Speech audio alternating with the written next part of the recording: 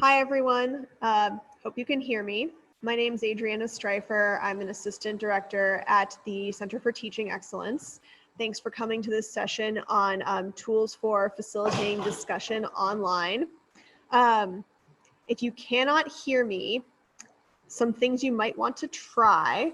Try turning up your own sound. I am going to make sure the sound is up. Mine's up almost as high as it can go. Okay, sounds like a lot of you can hear me. One of the first things I'm going to do just to test out how this is working for you is I'm going to invite you to go down to the button in your toolbar below at the bottom of your screen that says participants. When you click on this, you'll get a box that opens with a list of all the participants. And at the bottom of that box is a list of options. There's yes, there's no, go slower, go faster, etc. If you hover over more, you'll get options for thumbs up, thumbs down, clapping. So just so we can test out how this works, if you can hear me, click the yes button. Awesome. Okay. Now, as an instructor, I can see how many people are clicking yes.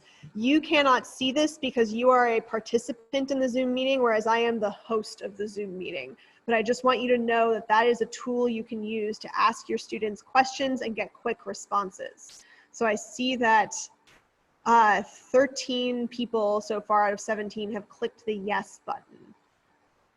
So I'm going to clear that off. We will move on. As we proceed, if you have questions, feel free to type them in the chat box. If it's a question that you're okay letting everyone see, just type it to everyone. If you only want it to come to me, you can do that as well.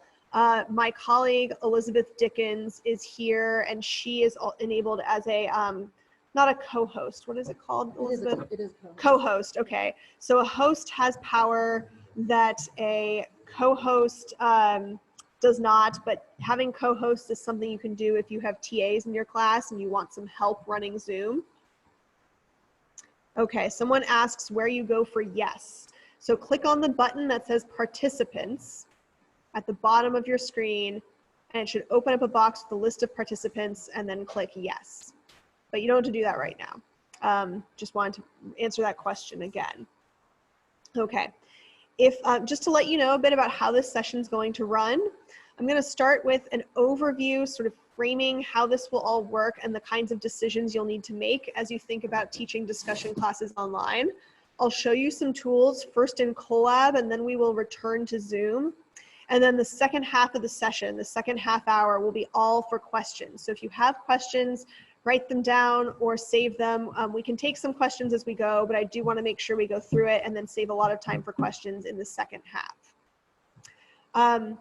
So the first thing I want to say is just some thoughts on how to think about teaching online. My recommendation is not to think of this as teaching an online course. We are not optimizing our teaching for a well-designed online course. The purpose here is to do what you need to do to meet the remaining learning goals and objectives for your students in the rest of the semester.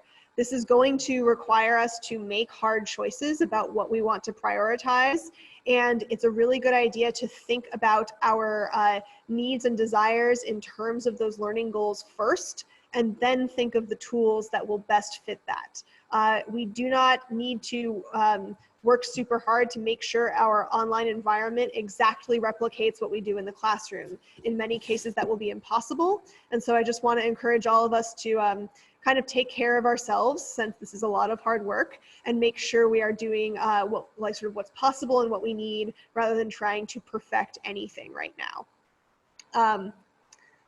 I also encourage you to think about not only what we need students to do or the learning goals we have, but also what would provide evidence of that. So what do you need to see?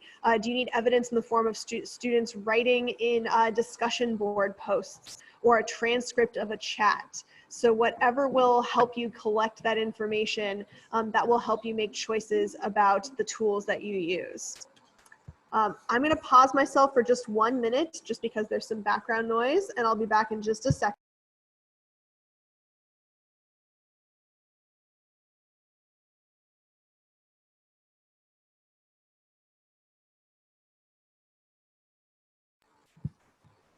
All right, I'm back. So we have some people in the room here with us as well. So I just want to make sure I'm responding to their questions as well as your questions for those of you who are on Zoom.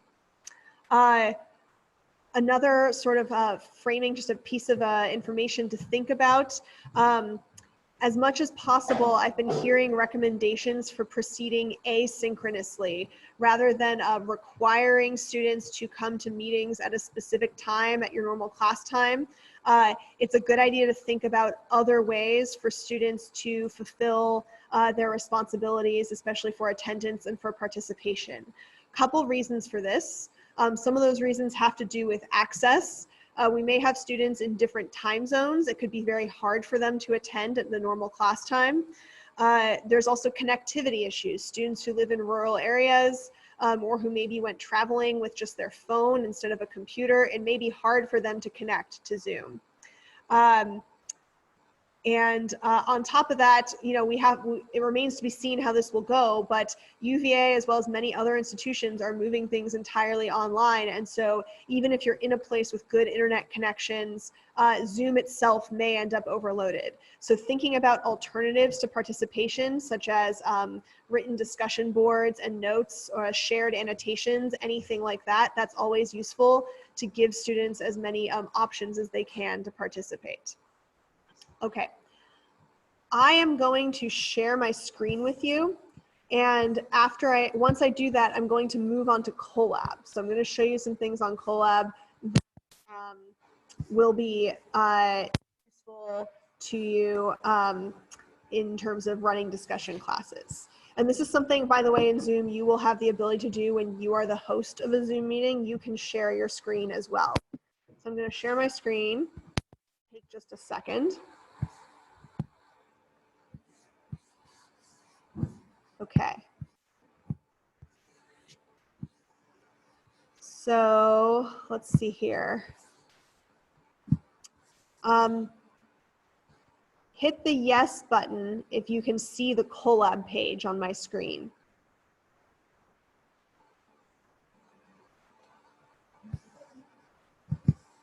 Again, this button is under participants. When you click on participants, you should get the option to click yes.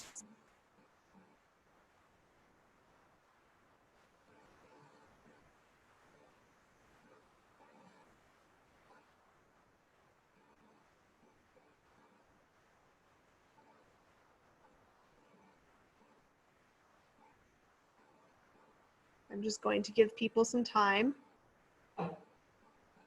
And please remind me at any point if I'm going too slowly or too quickly to slow down. I do have a tendency to talk fast.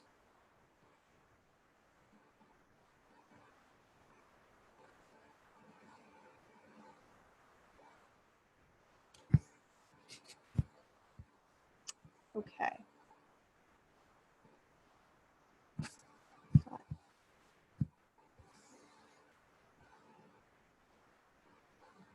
I've got a question about whether co-hosts can share their screens. Yes, co-hosts can share their screens. In fact, anyone can share a screen. Only one person can share a screen at a time. So as a host, you have the ability to disable participants from sharing their screens in case you're concerned about multiple people sharing screens at once.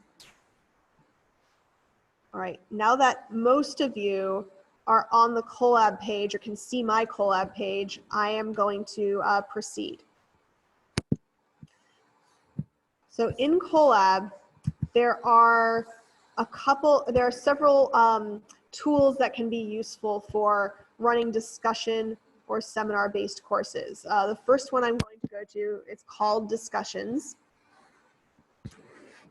And when you open up Discussions, you see something that says Forums. Now, the benefit of these forums is that they allow you to organize course content in pretty much any way you want. You could simply have one forum, and that's the forum for all class discussions, and then there would be a topic for every topic that you want students to discuss. Or you could have a forum for different things. For instance, there could be a forum for responding to readings. There could be a forum for logistical questions about deadlines. There could be a forum for support on about student writing. You can create these forums however you want. Underneath each forum, there are topics, these discussion topics right here. You can name the topic whatever you want.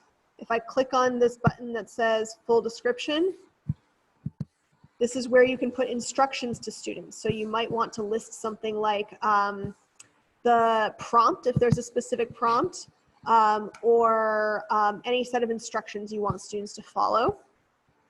If I click on one of these, or actually, before I do that, if I go to topic settings, for every topic thread that I create, there are settings. So I can put this description in here, a short description, or this long description is where you saw that on the previous page. Those are the instructions you'd give students. You have the option to make student posts anonymous to each other, but visible to you, etc. And that is a setting you would have to change on every single topic. It's not the same across all of the topics. You can specify if there are specific dates when it's going to be open, or if the topic is available to all students immediately. You can connect it to the Collab gradebook if you use the gradebook. And those are some of the options you have there. Now within a topic, there's nothing here, but if I were a student or as an instructor, you can start a conversation. So students can post they can respond to each other, or they can start a new thread every time they add something. They have those different options. Go back to the first topic. So some things that you could use this for. There are some benefits, one of the benefits is you can get some of the aspects of leading a discussion, but asynchronously. So if your students are struggling to attend class at a specific time, they could respond to prompts or discussion questions on this forum. It could enhance the discussion or the quality of discussions in some ways, especially if you use it ahead of time for students to gather their thoughts before they go into a Zoom meeting. It does have some limitations. So, and those limitations are similar to the general pros and cons of writing. It gives students a chance to think ahead before they speak in a way, but the ideas are not free flowing. It's not like talking face to face or on a video conferencing software. So those are the discussion forums. Does anybody have questions about the discussion forums before we move on to other options, other tools?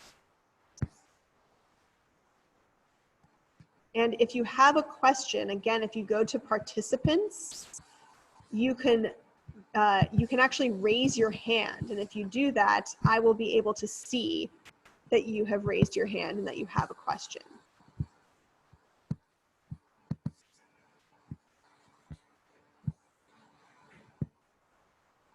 Let's see, I see a question in the chat window. Someone asks, if you're running a synchronous discussion section using Zoom, would the chat window in Zoom serve like a discussion tab? It can. It's a little bit more ephemeral. I believe you can save the chats, but you have to make a choice to do that. You may want to use a different tool if you want it to be like a forum where things are recorded and saved over time, and where students are responding to each other as well as to you. So you can use the chat function in Zoom that way. Other chat functions, such as the chat function in Collab or through Piazza, those are a little bit more, I guess, high functioning. They can do more things. I'm going to switch gears and go from these discussion forums. I'm going to go to the chat function. So this is the record of a chat that we created earlier as an example. There's just a main chat room. You can also create different chat rooms. So you can have a chat room on each topic. It's just like the Zoom chat room. I can say anything I want. and hit enter, and then it shows my message. So all students can see everyone's chats. There's no privacy here. And this is sort of it's a more informal, like if you want it organized and you want students to have carefully thought out written responses, it would be better to use the discussion tool. This is more for like immediate, like a sort of synchronous chat where everyone's present at the same time. It might be useful to use that chat function for office hours, for instance. You know, if you've got either yourselves or a TA to just be hanging out in that with that chat room open, and then students can come in and ask you questions that way, for instance. So those are ways that's one way you might think of using that Colab chat tool. Yep. So we have a question about whether there's an expiration date for chat messages. In Colab, I believe they do not. I mean, it looks here like all these chats from earlier today are still there. You can choose, you can view it by date and time. You can look at the last 1,000 messages, the last 10 messages. So it seems like it goes back pretty much as far as you want it to. Do they self-delete? I don't think they do, but I don't know for certain. The chat in Zoom will self-delete as soon as the meeting is turned off, unless you specifically save it. So as a host, actually maybe anybody can save the chat. So you have this set of 3 dots in the chat window that's to the right-hand side of the screen when you're looking at the chat window in Zoom that says more. If you click on it, it gives you the option to save the chat. Question about what the merits are of using chat versus Zoom for office hours. It depends. They're both useful. I think it also depends on how many students typically come to your office hours. You can set up a Zoom meeting with a feature that is called a waiting room. And in the waiting room, basically it means you're not allowing participants to enter until you let them. So if you want to talk to a student privately, you can chat with them one-on-one, and when they're done, they can go, and then you can let the next student in. The benefit of using a chat such as the Colab chat is that this is a great place to share information that is relevant to everyone. So if you have students who are asking you questions that would be relevant to everyone and you don't want to answer the same question over and over again, you can encourage them to put it in the chat. So if they have a question about how to do a particular assignment or about a deadline or something, it could go in the chat. We also have a question here about small seminars. So if you have small enrollment in Zoom, should you leave students unmuted and allow them to speak up at will, or mute the students and select each student individually to speak? So I would encourage students, just because of sort of etiquette, to mute themselves, and instead of controlling the mute, you let them mute and unmute themselves. I recommend everyone who is not talking stay on mute, because if everyone is unmuted, you can hear things like them typing on a keyboard. You can hear them eating, talking. You can hear background noise. I think it's a great idea to, in a small seminar, to not control it for them. You can let them make that choice, but I think it's important to encourage people to mute themselves when they are not the one talking.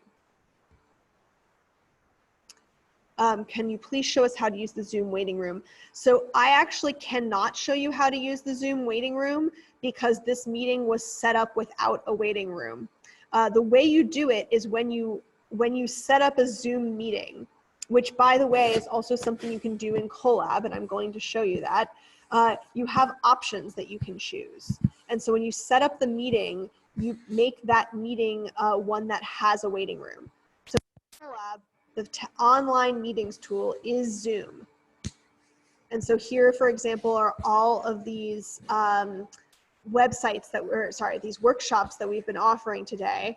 These are you don't have access to this, but we sort of created this mostly empty Colab site called CTE Teaching Continuity. We put the links in here for all of our Zoom calls. If I were to schedule a meeting. So schedule a new meeting. Maybe I could show you how to use the waiting room. I would fill it out, description, a topic, a time. I can also click recurring if it's a recurring meeting. And that way, for instance, your class, if it meets at the same time every, you know, maybe it's not daily, maybe it's weekly. Let's say it meets one time a week on Thursdays. You can also do no fix. You can also set it for no fixed time, and the link will always work, but you don't have to worry too much about exactly when students are meeting. Yeah, you could just have one link that stays open. So instead of creating a new meeting link for every single class meeting, you could just create one link for all of your class meetings. So here are the meeting options.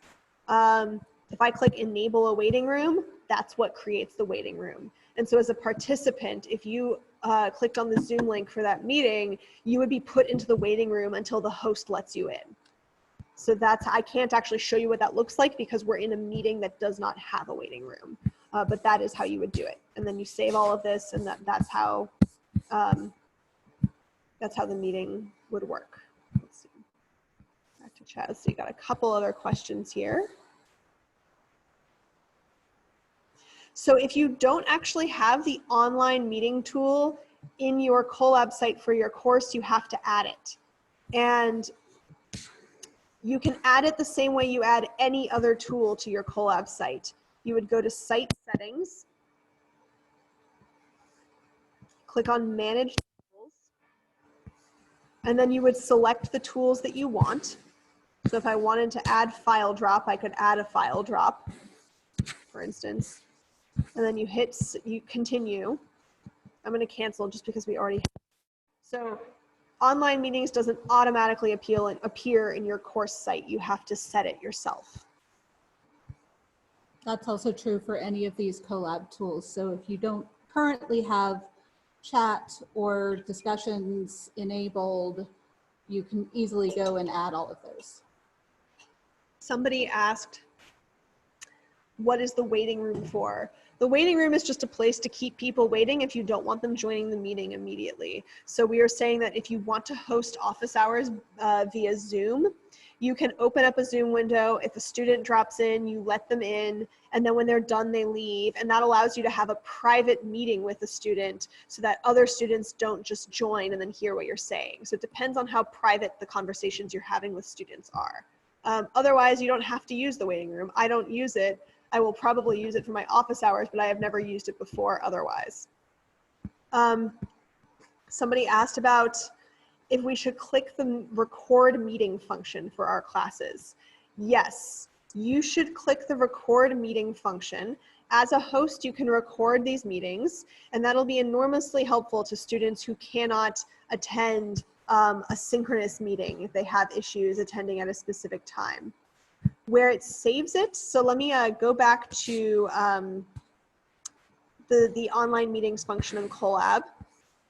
If I were to schedule a new meeting, and then scroll down, 1 second, I can click record the meeting automatically. That gives me two options. It can record it on the local computer, meaning your computer, or in the cloud. I would select in the cloud. What that will do is it will not take up space storing it on your computer. And I think if you schedule the meeting through the Colab page for Zoom, it will automatically save the recording to your course Colab site. Is that correct, Michael? Okay, so I have some confirmation that that is correct. So record the meeting in the cloud. Definitely do this if at all possible.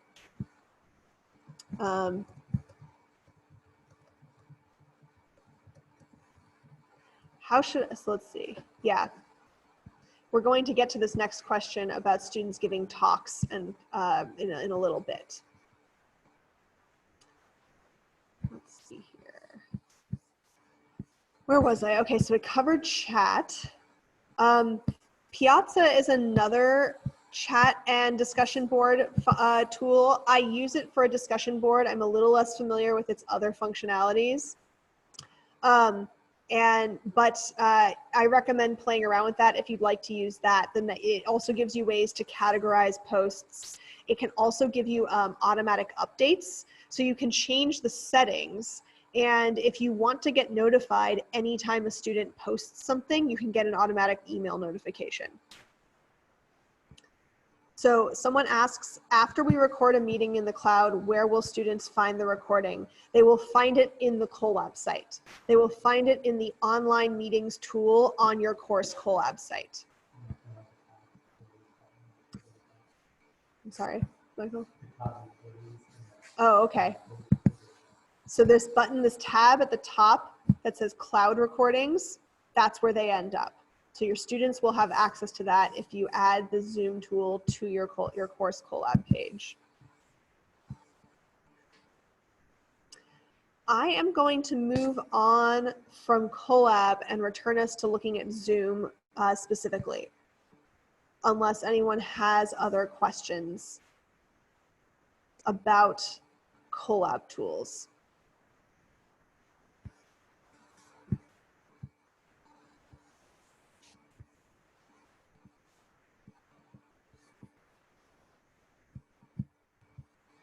Just going to wait a moment. I'm also going to make Michael a co-host. Okay. I'm going to stop sharing my screen now. Someone asks, what is a personal meeting room? Okay, so that question is going to get answered in the chat. So just keep an eye out in the chat. You'll get an answer to that question shortly. Okay, so some tools with Zoom. So I've already shown you how to raise your hand and to click yes or no. Actually, just to make sure everyone's figured it out, how about everybody raise your hand for a moment? I just want to see that happen. Cool. Looks like people are figuring that out. So as the host of the meeting, you can't see this, but I can. I can see whose hand is raised. And if I click on it, there's like a little blue hand button that appears in your window. I can click on that to lower your hand if I've called on you. So this gives me some information about who wants to talk, and I can keep track of things. Going back to Colab for a second, if someone asked if we use chat on Colab for office hours, can we make discussion private? No, chat is not private on Colab. I would use that for office hours only for the types of questions that everybody is welcome to hear the answer to. Someone asks, is there a way to like or upvote chat questions like Slido? I don't think so, not in Colab. I would just use Slido for that if that's what you want people to do. Okay. So yes, raising hands, now you all know how to do that. And that is something you can do if you have a large enough group that it's hard to keep track of everybody all at once and you want to figure out who is in line to speak next. I'm gonna clear all of that out. Another tool that Zoom has is breakout rooms. So breakout rooms are small groups that separate out from the main Zoom conversation. This is a great thing to do if you want students, if you normally have students discuss things in small groups in your class, it can be really helpful to do that via Zoom as well. One of the challenges or limitations of Zoom is I think it will probably exacerbate the distinctions between students who are quiet and don't like to participate in class and those who are talkative. There's a little bit of an extra barrier to overcome in speaking in these online meeting spaces, and small groups will lower that barrier and make it easier for all students to participate. So what I'm going to do right now is put you into a breakout group. Now you will not see what I am doing because you're not the host, but you will get an invitation to join a breakout group. I'm going to put you in that breakout group, and once you join it, I'm not going to wait very long. I'm just going to bring you back out of it. I just want you to experience what it's like. I was going to say, we did a screencast of the previous session, so there will be somewhere at some point a a view of what it looks like for a host to put people in a breakout room, and we can follow up and make sure everybody sees that. Yeah, before I put you in the breakout room, I will say at the breakout rooms, it gives you the option to create as many rooms as you want, and it will automatically distribute participants evenly among those breakout rooms. Now, you can move people around, so you don't have to have a random assortment. If you want people in specific groups, then you can do that however you want. But the easiest way is just to generate random groups. The other thing I will say is, as a host, you have the ability to send a message to all breakout groups. That way you can notify breakout groups when it's time to wrap up their conversations. You can also jump as a host between breakout groups, and students can signal when they want help. So you can go to that breakout group and help them or talk to them, whatever it is, answer their questions. The one thing you cannot do is record what happens in the breakout groups. Actually, we figured this out. So if you assign a co-host in the breakout room, they can record. So, and you can make anybody a co-host, and there can be as many co-hosts as you want. So if you've got 5 breakout rooms, just make a student in each of the breakout rooms a co-host. They can record what happens in the breakout room if you want to record what happens in the breakout room. Okay. So that is a solution. Make one student in each group a co-host, or if you have TAs, make them co-hosts and assign a TA to each breakout group. Okay, so I'm going to test out this breakout group just so you can experience what that's like for a moment.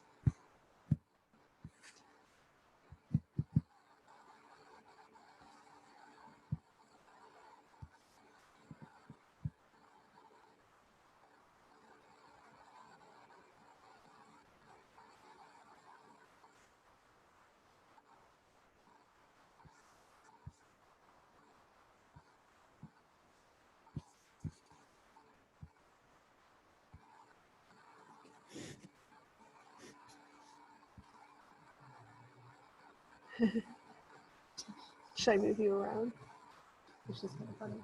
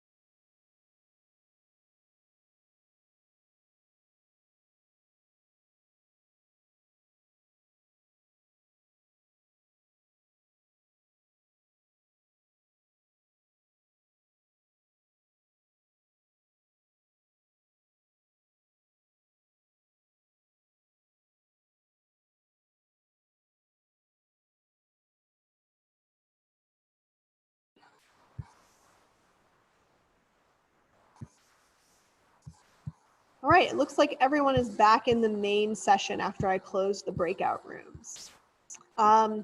This would be a good moment to answer questions about breakout rooms.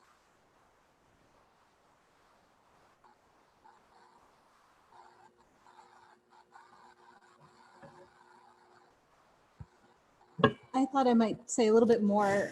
So there was a question about, should we be doing things asynchronously or synchronously? And Michael answered this in the chat. saying, you know, for a lot of equity reasons, if you do things asynchronously, that's better for students who have limited internet access, or they are way out of your time zone, or that kind of thing. However, especially if you've got small classes that are heavily dependent on discussion and small group work, that kind of thing, you may have learning outcomes that are really, really hard to accomplish in an asynchronous situation. So you'll have to use your judgment. Are there situations where you do have to have those discussions, you know, in a Zoom breakout room synchronously, for instance? And if that's what you need to do in order to be able to see that students are doing the learning that you need them to do in your class, then do that. Do record it, so that students who can't join can do that, can have access to it as well. So I think that there's a certain amount of having to make decisions in which you're weighing the pros and cons of the technology and the way that students can access all of that, with what you are hoping to accomplish in the course and how you're wanting them to learn. Someone asked what if breakout rooms need a moderator. No, they do not. Can they share their screens with each other in a breakout room? I don't actually know the answer. Yes. I think they can. Yes. Yes, they can share their screens, but again, one person at a time can do that. What can multiple screens be? Oh, okay. If you give them the ability, multiple people can share their screen at one time and they'll see it as different tiles. Do individual breakout rooms have chats, or does the chat function only apply to the main room? Only the chat is, so each individual breakout room does have a chat, but it sort of disappears as soon as the breakout room ends. It's only for that chat. It is contained there. Yeah, so no one else will see that. It's actually, so we were chatting in our breakout room, and it is now incorporated into my full group chat. Oh, so who else can? Right, so other people won't see that, but if you save the chat, that will include all of the chats you participated in. Let's see, someone asked, there's another question here I think I saw. Oh, can students participate in breakout rooms in Zoom if they don't have internet on a computer, like if they're calling from a phone? Yes, they can. And that's just another important thing to know. If your students are having trouble with the internet, they can call from a phone.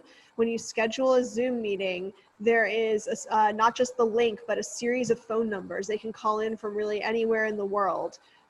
Similarly, if they're having trouble with their connection, if they can get video but can't get sound, you can actually turn off the sound through your computer and call in with the phone so that you can talk while still being able to see.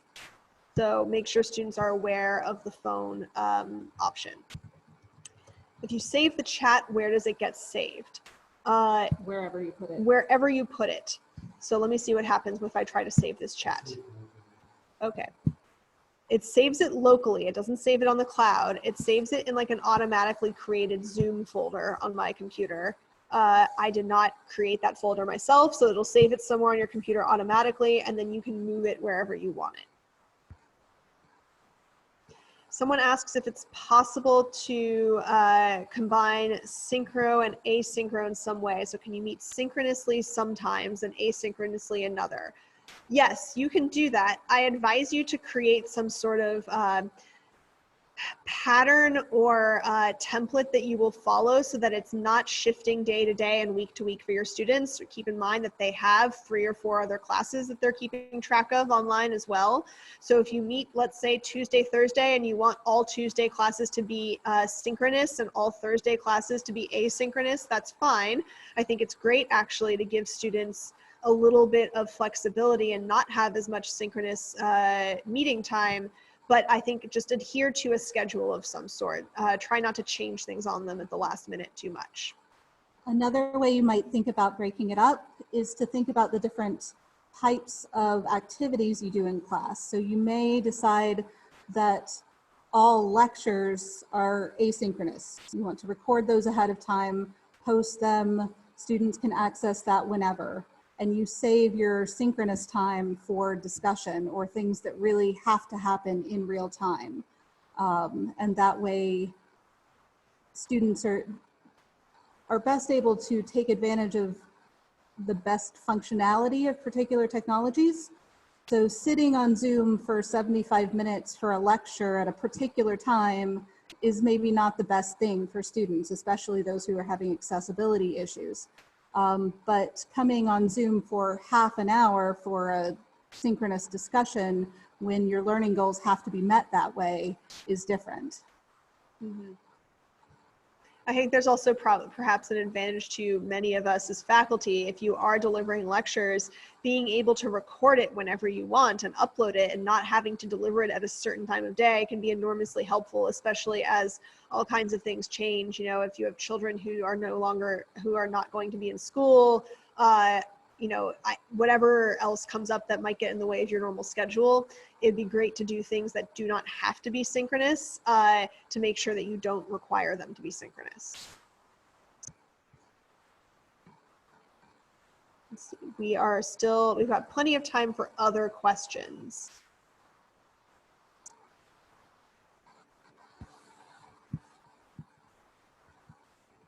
I'm also, while we wait for questions to come in, let's see. How do we invite students to a meeting? So you create the meeting through the online meeting tool in Colab, which is in your Colab site. If it's not on your Colab course site, you'll need to add it in the same way that you would add any other tool to your Colab site. I can go back to sharing my screen so I can remind everyone about this. So we've added online meetings as a tool in this CTE teaching continuity Colab site. And students will have access to all of these links. When you schedule a meeting, so once you fill everything out to schedule a meeting, it'll show up here in this list. You can view it through your course site. You have the option to view it as a student and see what they see. But if you put the correct information in here, the time, the title, you know, like what it is, a specific day of class, you don't even have to extend a specific information. You just have to have them click on that when class starts. They click on it and it opens in their browser window.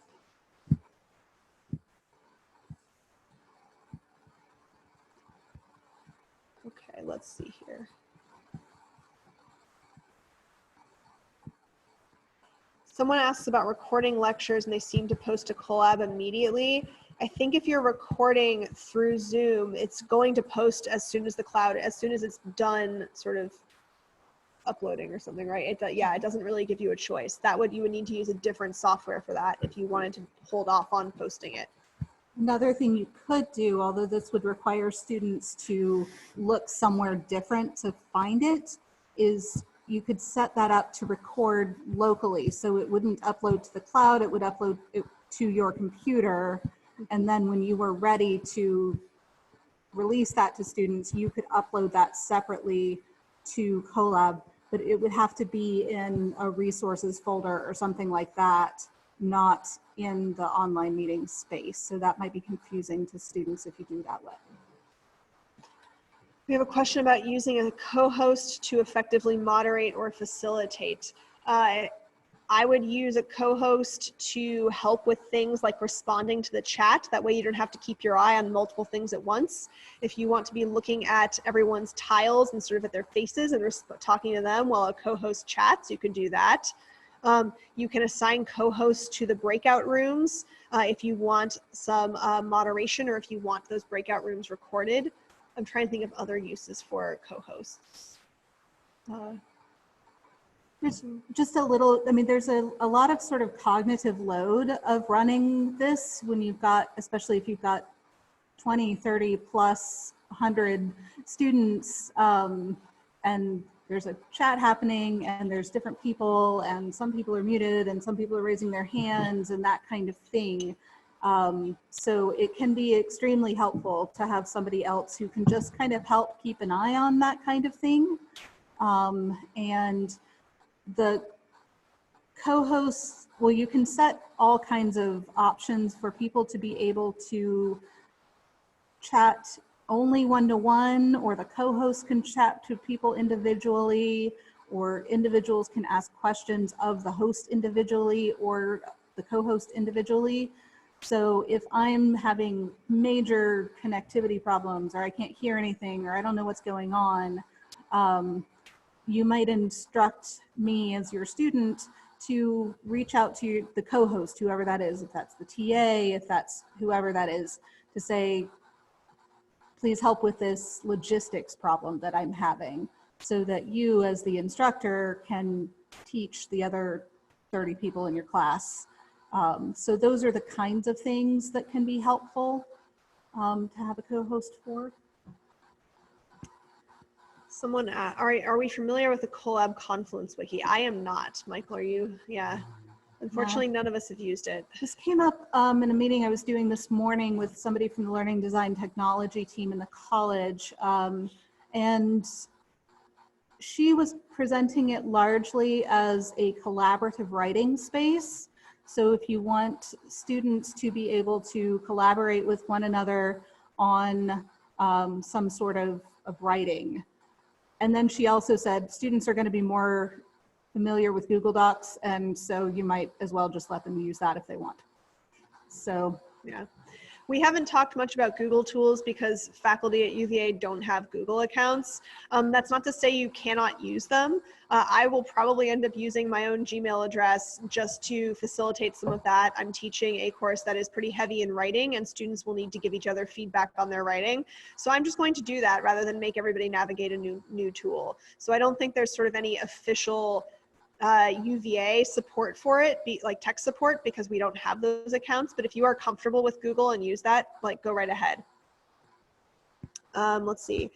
Tell us how students can share their screens with PowerPoint presentations. So they can share a screen the same way you can share a screen. Anybody can.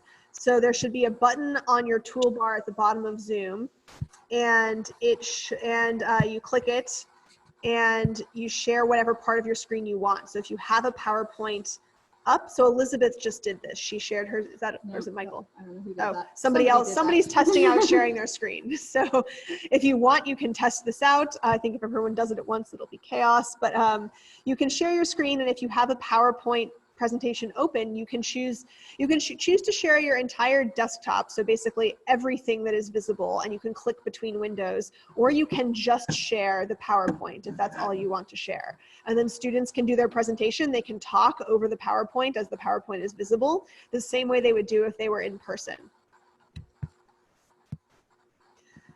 Is there a way for students to post videos for presentations? I'm sure there is. I am not as familiar with various video recording software.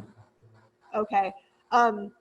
There's a tool on Colab called Kaltura, but that's for storing media, correct? Like, how do you make it? Does it allow you to film things? Well, yeah, how do you? Oh, you make it however you would make it, yeah. And then you put it there.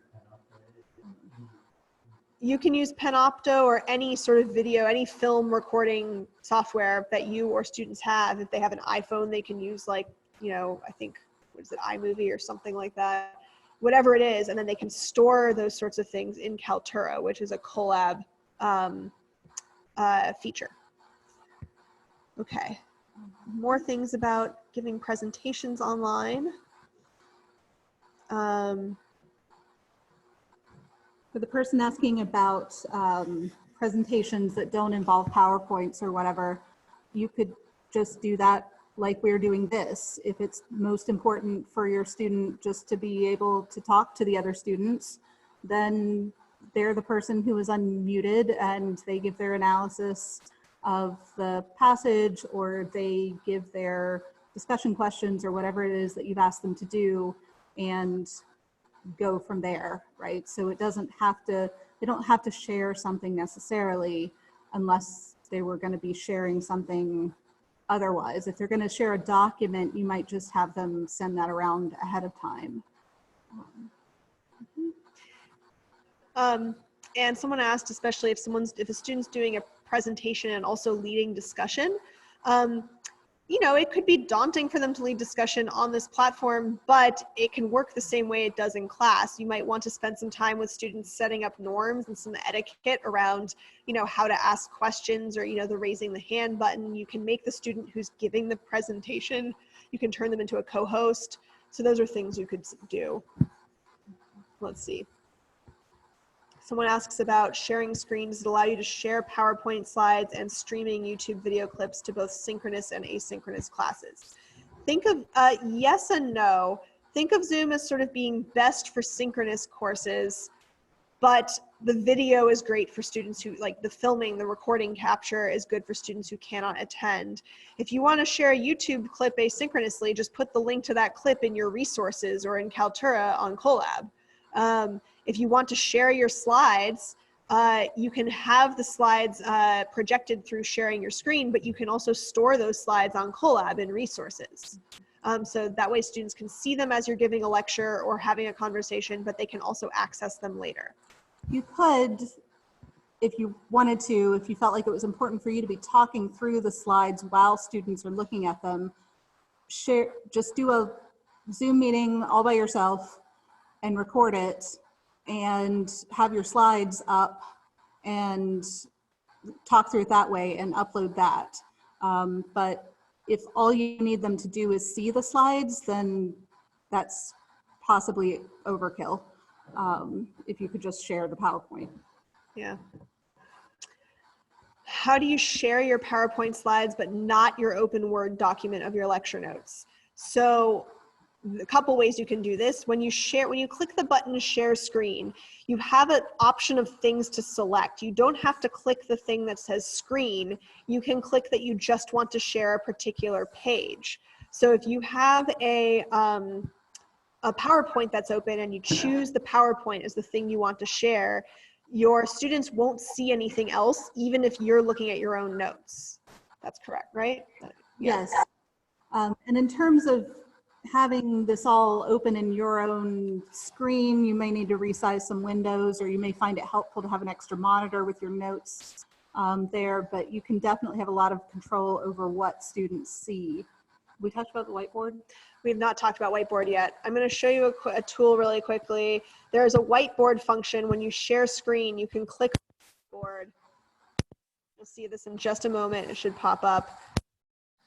It allows you to draw things. Also type. Oh, and apparently type things. Text. Oh, look at that. I didn't know that. And you can save whatever it is that you've drawn. So that's sort of an equivalent to writing on the board. Mm-hmm. And if you've got a tablet with a stylus or a touch screen, obviously that is going to be easier. But even with the regular computer, you could at least type that way. Someone asked a question about collaborative group projects. I unfortunately don't know about the Colab Confluence Wiki. I don't have a lot of, so I can't really answer that question unless Elizabeth has ideas about collaborative group projects. But I think things like Google Documents, things that can be shared and co-edited, those are really helpful for working on group projects.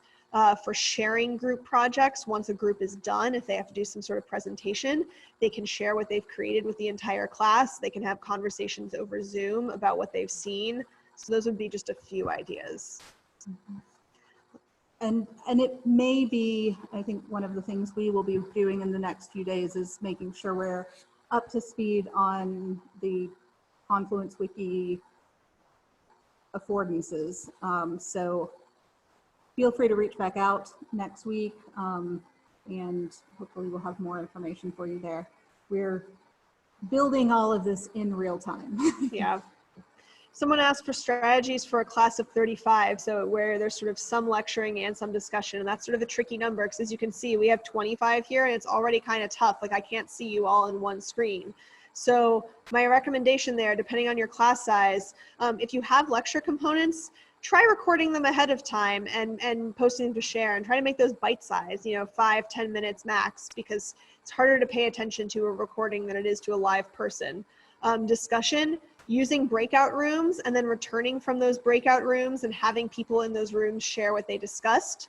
Also things like Google Docs, where everybody is putting their heads together, kind of like annotating the same document, putting notes on the same document. Those would be some suggestions I have for a sort of medium-sized class. Let's see here, other questions. Yeah, students could make a solo Zoom meeting of themselves talking over PowerPoint slides. If you want students to record a presentation, they can do that themselves. They can create Zoom accounts as well. And Panopto will also do this, and it has video editing capabilities.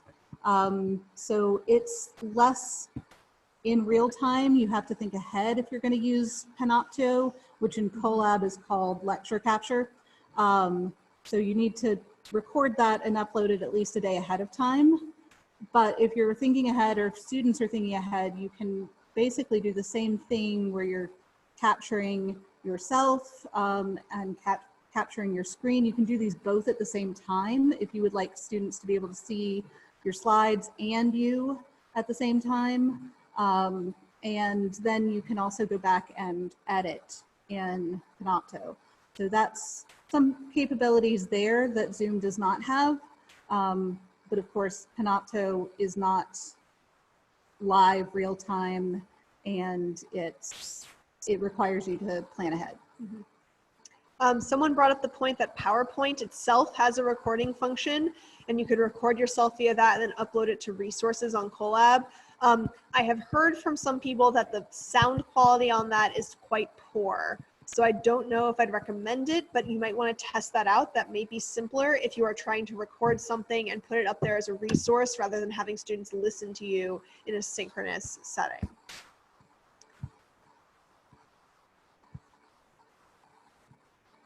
Okay, so when you somebody asks a question about having a guest come to the Zoom, just send them the link. So every Zoom meeting has a link. It's like any other URL. Just send that to them in an email or copy the entire Zoom invitation. So that would have the link plus all the phone numbers. That's how you would invite non-class members to the Zoom meeting.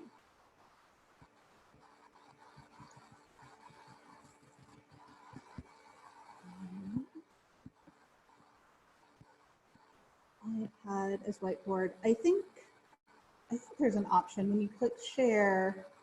There is an iPad iPhone option. I don't know what happens when you click that necessarily.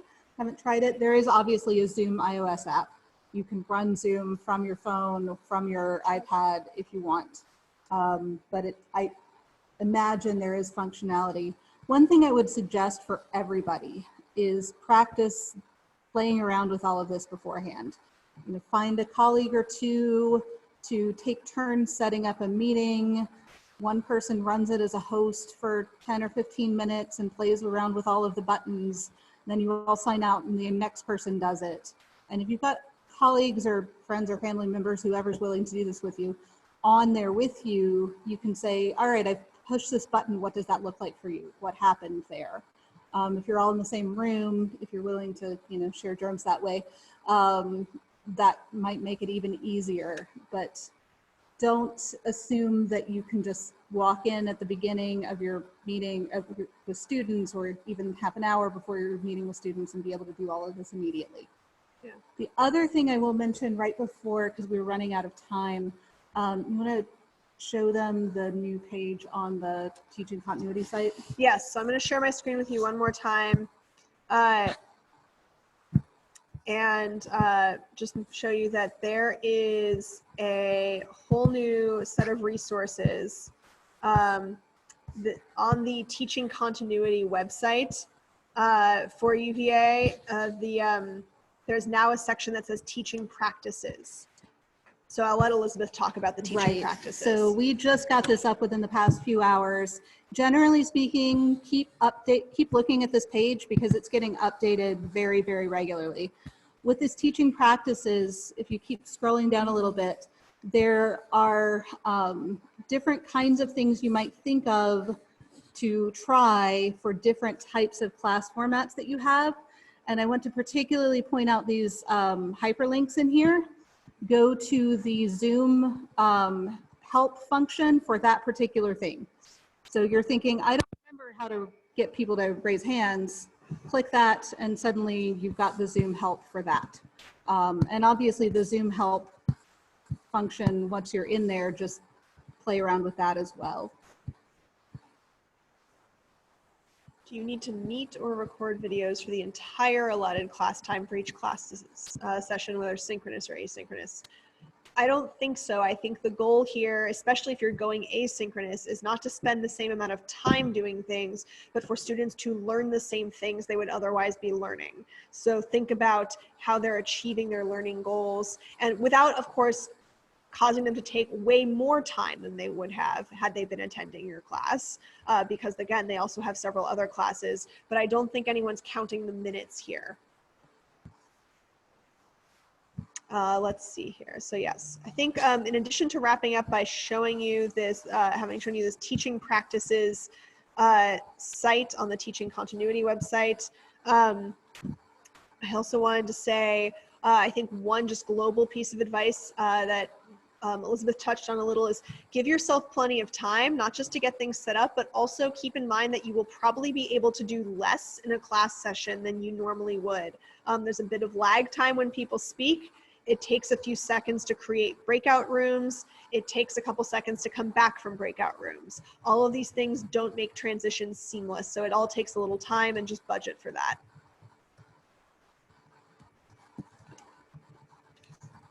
All right. Thank you so much. If you need to go, that's fine. We've got like a couple of other questions, so we'll keep answering those in the chat. This has been recorded. That recording should be up somewhere soon, and it hopefully will be on the teaching continuity site. If it is not there, it will be on the CTE page that had the Zoom links. Thanks for coming. Good luck with anything. Please keep everything and keep reaching out to us if you need us. I'm going to end the meeting, yes.